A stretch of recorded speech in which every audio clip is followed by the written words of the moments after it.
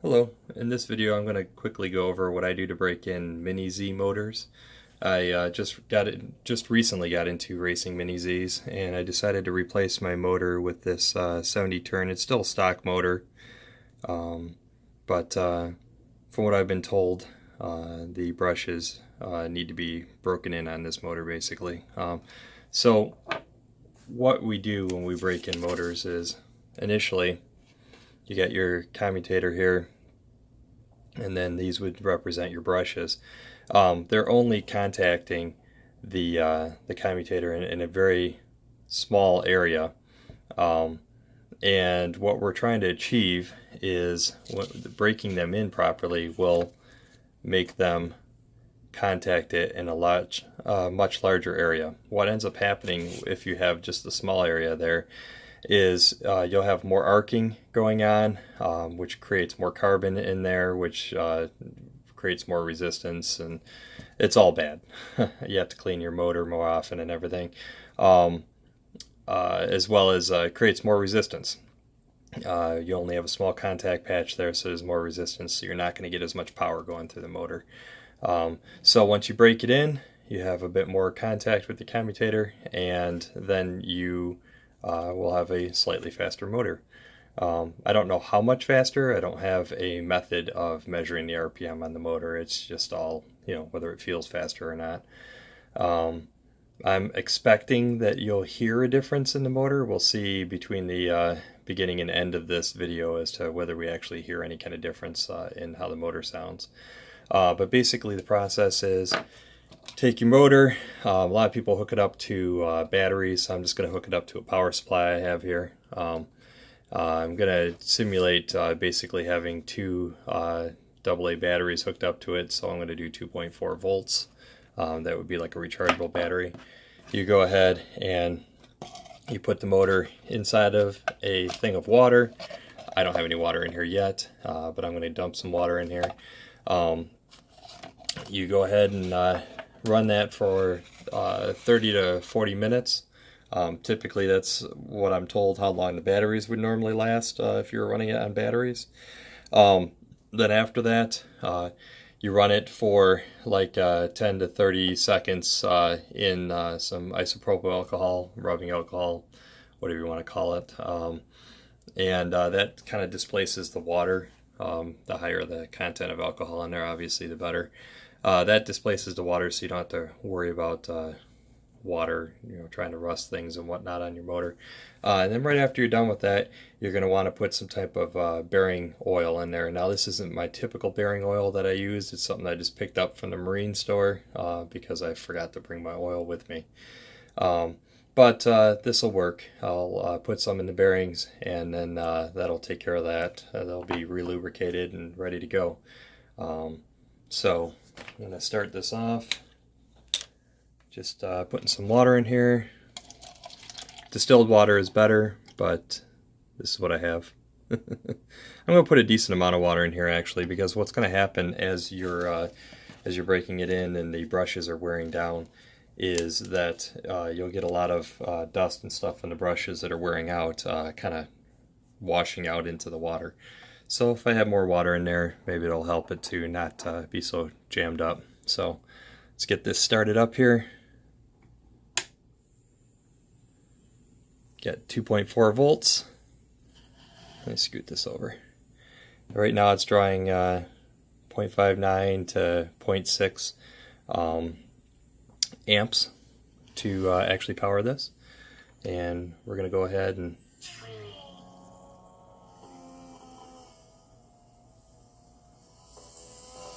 I'm probably going to support this up in the air because it's quite a lot quieter if it's just kind of floating in the middle there. But we'll come back in 30 to 40 minutes and see how this thing sounds. This is when it's sitting down on the bottom. And this is when it's just kind of floating in the water. So I'm going to go ahead and prop this up somehow. We'll be back. Okay, so now it's been about 40 minutes since I put it in the water. I believe the motor sounds quieter now. I will have to look back at the video to see if that's actually true or not. So let's go ahead and shut this off. And if you notice here, let's just pick this up. I guess the camera's not picking it up quite as well. You can see stuff swirling on the top of the water. That water is a bit darker. I guess this is the alcohol that I'm going to be putting it in, so you can see how clear that is. It started getting darker within 5 minutes or so of putting it in here. So, you know, that is stuff coming off the brushes. So, anyway, so the next step is pulling this out of the water. Let's go ahead and get it off the contraption I had here to hold it up.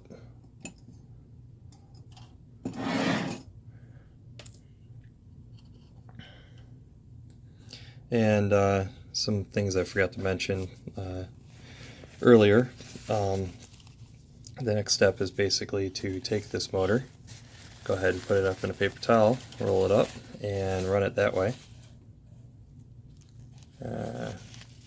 Should probably make sure that well, heck, let's just dry it off in general here.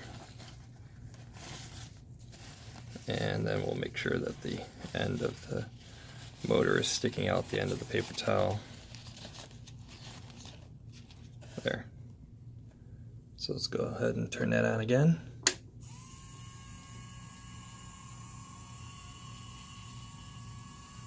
Just trying to get some of the water to fling out of this thing.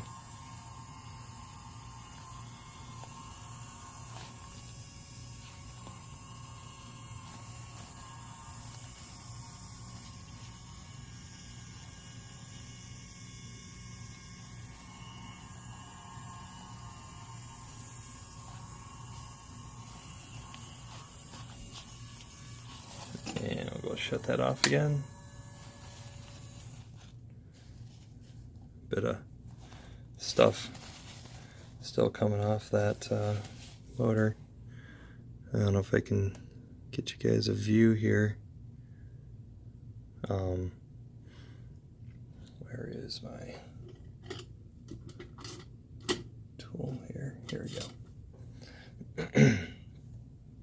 So the commutator that I was talking about is right inside here, this area.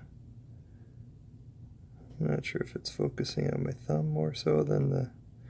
Anyway, this area right inside here that you can see kind of copper colored here, it goes all the way up to the top here. So this whole area here that's where the commutator is spinning around in, and this silver part here is the arm connected, like kind of like a spring, connected onto the brush, which is this little piece right here, and that's what we're trying to get the curved,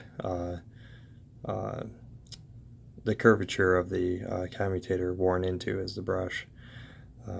So that was first step there, drying it off, try to spin out some stuff out of it, and let's go ahead and put it down in the isopropyl alcohol.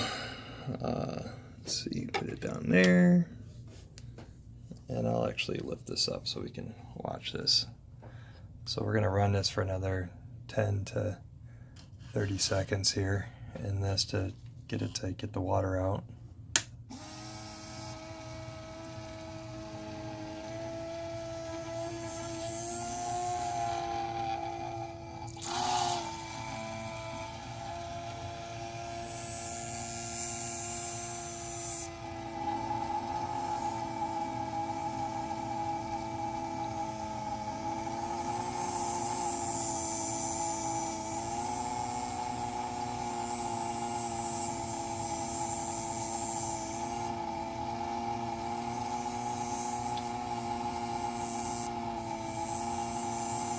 Alrighty, shut that off again.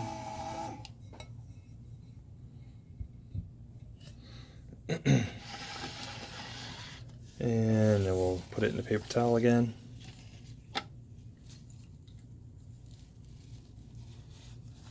Let's go ahead and dry this off.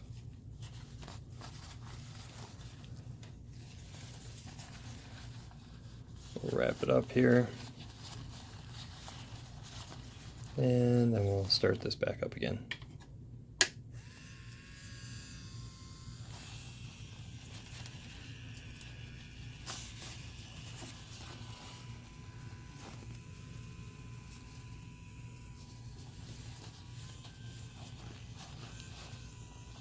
And I'm just going to go ahead and move this around a little bit. Get a dry spot here. See if we can soak some more alcohol out of this.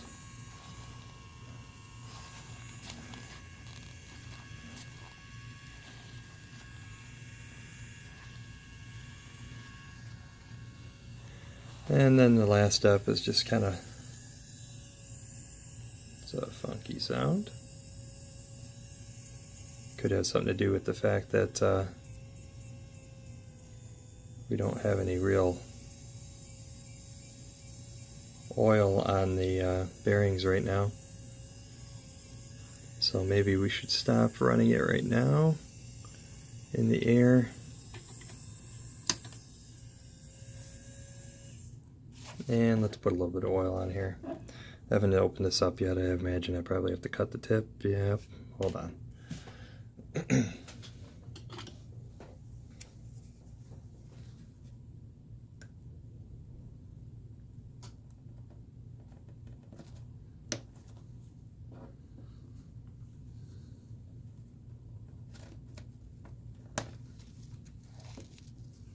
There we go. Cut that far enough down that it's actually open now. I would prefer like a, I don't know if you've seen the, they have bearing oil things. They have like almost like a syringe to apply the oil. I like that a little bit better. That's what my one at home is like. But I wanted to do this real quick and make this video, so I just went out and bought this.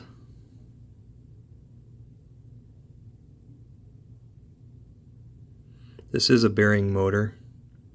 This end right here, it looks like a bushing, but I'm assuming there's a bearing up behind it. This end down here definitely is a bearing. So let's see how it sounds when we start this up now. Cap this back up so I don't make a mess. Okay.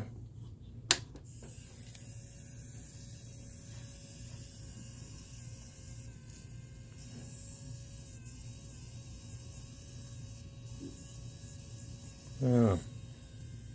Oh, there you go. Oh, that sounds a lot better.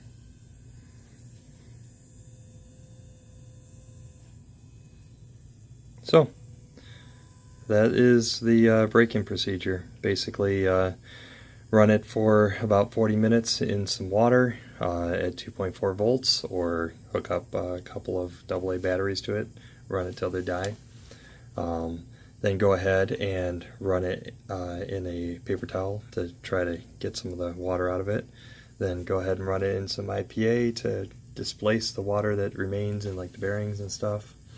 And then put it back in the paper towel, run it for a little bit longer, and then run it out in the air. And you can see right now current is 0.46. I think it was 0.6 before. I would think that that would be, I guess I don't know what I was expecting. I'll have to have a look at this to see if that actually makes sense or not. I was kind of expecting the current to go, actually no, less current, yeah, it's more efficient, yeah, that makes sense. So anyway, that's it. That's the braking procedure there. Oh, don't forget to oil it at the end. So we'll see how this runs in my car.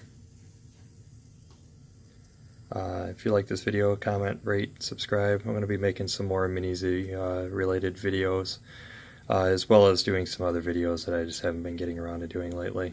So thanks for watching.